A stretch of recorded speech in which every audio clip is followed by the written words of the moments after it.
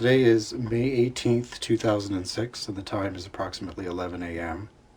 The following questions are intended to educate and enlighten people on the subject of various modern mysteries. Could you please gear your answer to the level of the general public? The following questions pertain to Jesus of Nazarene and Mary Magdalene.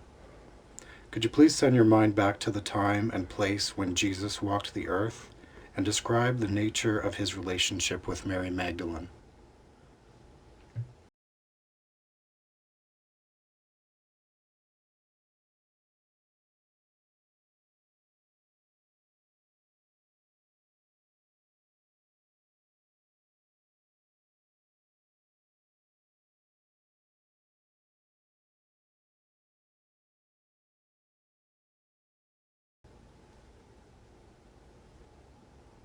Indeed.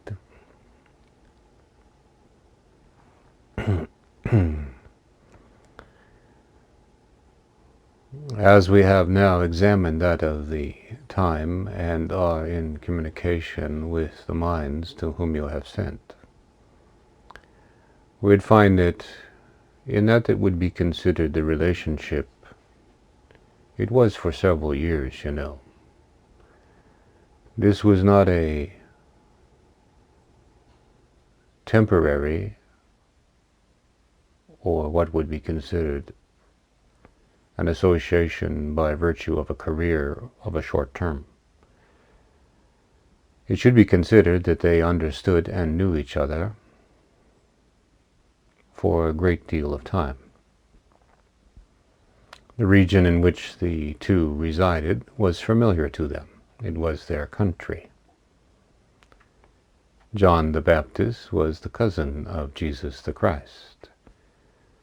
Mary knew John as well as the Christ.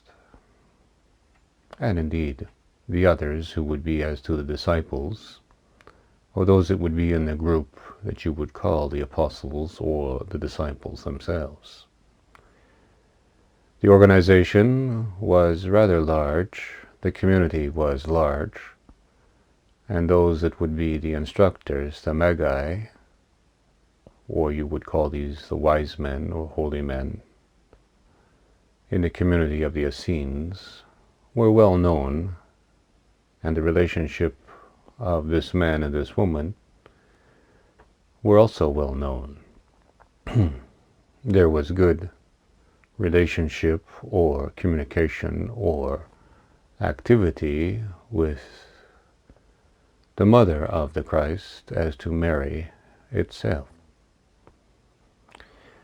The two would be seen as friends,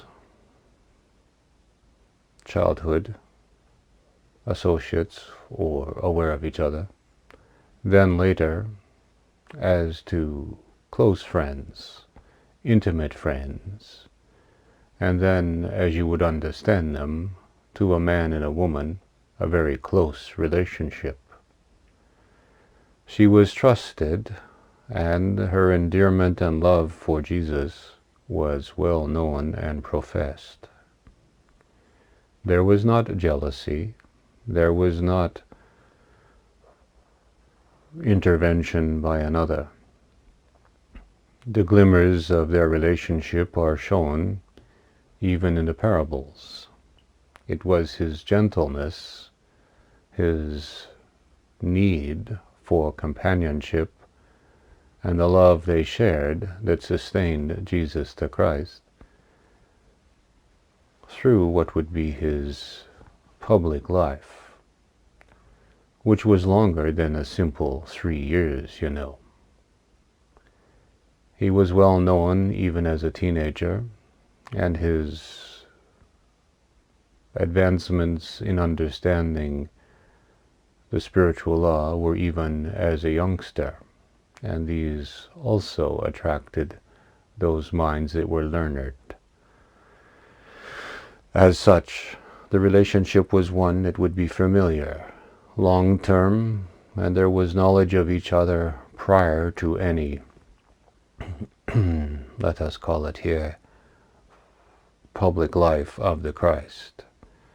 Mary herself was from a family that would be considered poor or ordinary, and indeed the entity had many, call them attractions to other men before she had the vision, before she was cleansed, and before she devoted her life to Jesus the Christ.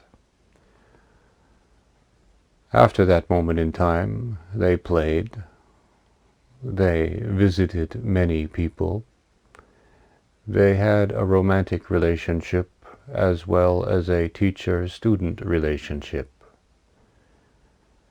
The relationship was sound, genuine. Her wisdom and her advancement in understanding the spiritual aspects brought her closer and closer to Jesus the Christ. Now understand the relationship blossomed after there had been the Holy Spirit, you would call it, descend upon the Christ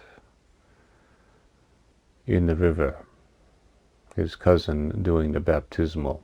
This part would be seen as a ceremony or a transition from his previous life in which he was an ordinary man, so to speak, through to that it would be the ascension, or that would be his advancement to becoming the Christ, touching upon the Christos and being embodied with the Holy Spirit, or the understanding of the God or Christ consciousness that came to him at that moment in time. Therefore, the relationship is somewhat two-sided, a time before and a time after Jesus became the Christ. But their relationship was one that would be close friends, intimate on occasion, and ultimately a devotion of each other like man and wife. Direction. Was Mary Magdalene a disciple of Jesus? Indeed so. There were other women who were disciples as well. For understand, there was no difference in gender. The law of Moses, or the lawgiver, seemed to separate men and women in what would be the interpretation of the law of those that would be the religious leaders of the time, the exclusionary practices of women from the faith.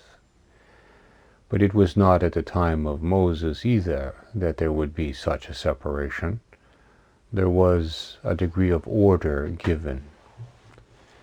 As to the Christ who came to correct and reassert not the letter of the law, but the spirit of the lawgiver, it was to understand that women, and indeed men, advanced spiritually, and those that were attracted to light came unto the Christ, for he was the giver of light. And this included Mary and others who were near or attended with them. After all, this was a community.